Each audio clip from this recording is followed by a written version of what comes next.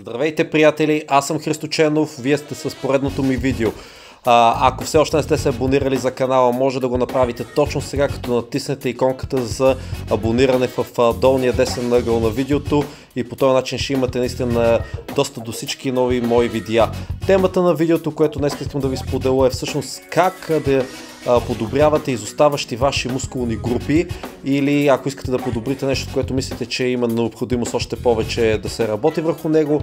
Най-простата техника за това е като добавите още няколко серии за тази мускулна група в създадено упражнение, както в момента правя с набиране или с ковчики.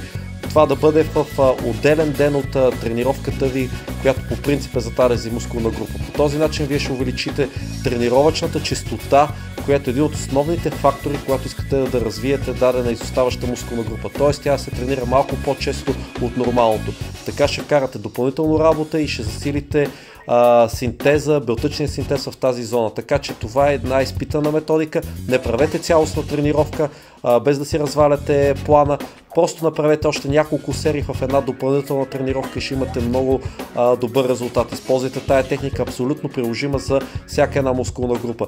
Дали в деня си, когато не тренирате вече, може да направите след обеда няколко серии или в почивния ви ден, със сигурност ще има полза, така че използвайте този метод и ще имате добри резултати.